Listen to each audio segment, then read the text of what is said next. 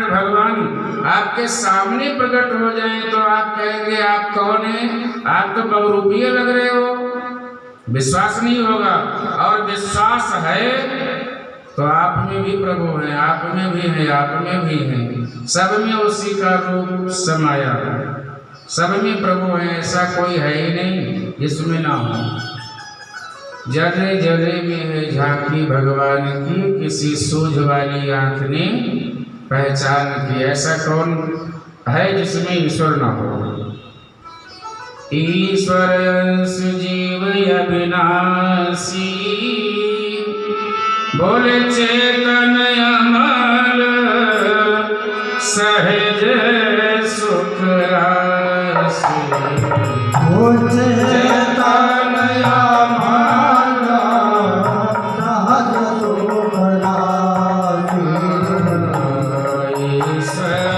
सहज सुख राशि।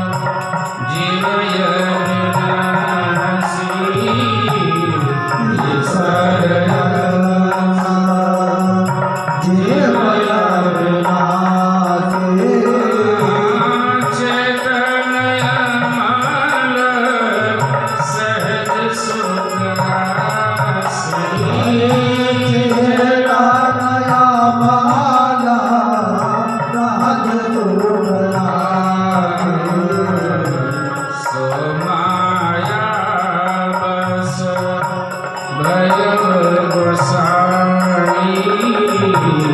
ईश्वर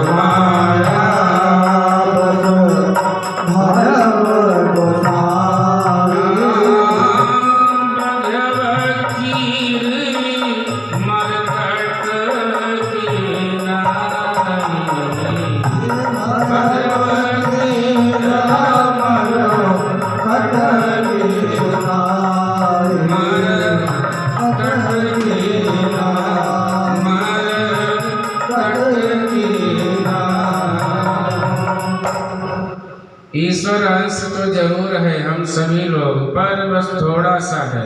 अंतर क्या हुआ? सो माया बस बंधो गोसाई, वो माया के बस में हम लोग बंधे हुए हैं। अब देखो, कोई माया से कोई सोचे कि लड़ाई करके जीत जाए, असंभव है। मायापति के चरण को पकड़ लो, अर्थात भगवान के चरण को पकड़ लो, अपने आप भगवान रक्षा कर लेंगे। और बाकी हम आप ये सोचे कि माया से लड़के और पार हो जाएं, तो माया भी भगवान की ही पत्नी है। अच्छा, भगवान को क्या कहते हैं? मायापति। तो जब मायापति भगवान है तो पत्नी, अरे माया ही तो हुई, माया भगवान की ही पत्नी है। भगवान ने संसार की व्यवस्था करने के लिए माया को छोड़ रखा है, और उससे हम आप लड़ नहीं सकते हैं। उनको माता समझ लो, उद्धार हो जाएगा। भगवान की 3 पत्नियां हैं, विशेषकर नारायण की 3 पत्नी मुख्य। कौन कौन? श्री देवी, भूदेवी, माया देवी।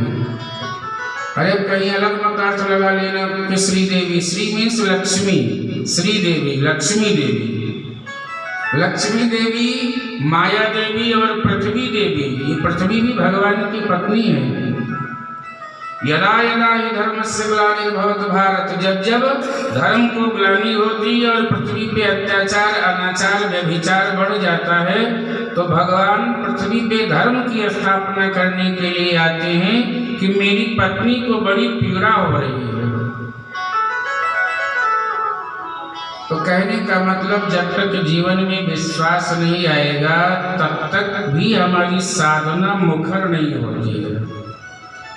अंतर्मुखी की यात्रा हम तभी कर पाएंगे हम आप, अंतर, बाहर की बात नहीं हो रही है। बाहरमुखी की यात्रा अलग बात है, बाहर, पर अंतर्मुखी जब साधक बनता है तो उसके अंदर ही सब कुछ है प्यारे। सब शास्त्र, पुराण, ज्ञान, सारा भंडार आत्मज्ञान में भरा पड़ा है। पर ये तब होगा जब आत्मा का ज्ञान हो जाएगा, और आत्मा का ज्ञान तभी होगा जब आप श्रेष्ठ कर्म करते जाएंगे। एक बात ध्यान रखना, अच्छा कर्म, जितना अच्छा कर्म हो सके वही करो, धीरे धीरे घटना घटेगी। करने के अमल और हरि को सिमर, नेक अमल करो, कवि ने कहा है करने के मन। सोचो कि मनुष्य का तन क्यों मिला है। रोज प्रश्न करो को अहम, मैं कौन हूँ? तो जवाब आएगा सो अहम ब्रह्मास्मि, मैं ही ब्रह्म हूँ। ये जवाब आएगा। ये ज्ञानियों की वृत्ति है। ज्ञानी लोग रोज प्रश्न करते हैं कि मैं कौन हूँ, तो अंदर से आत्मा से जवाब मिलता है सो अहम ब्रह्म अस्मि, मैं ही ब्रह्म हूँ।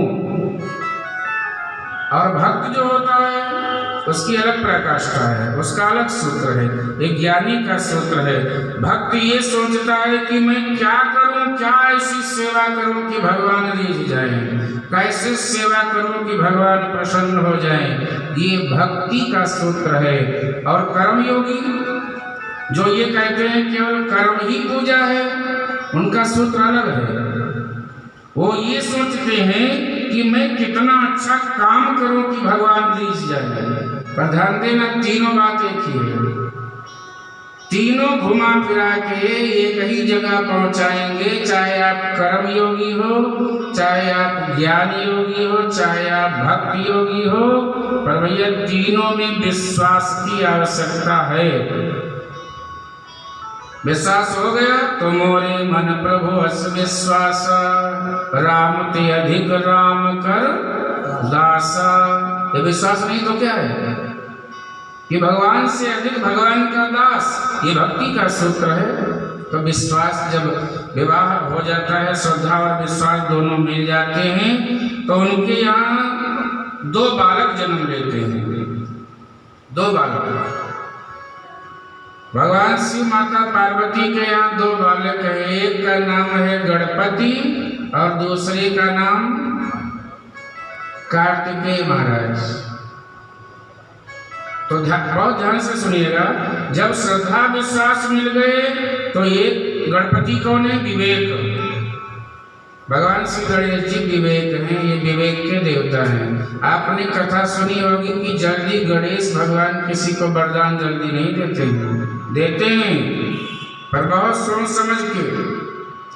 श्री गणेश जी कहते हैं कि मैं पिताजी नहीं हूँ कि जिसको मन चाहे भस्मासुर को वरदान दे दिए कि जिसके सिर पे हाथ रख दोगे वही भस्म हो जाएगा।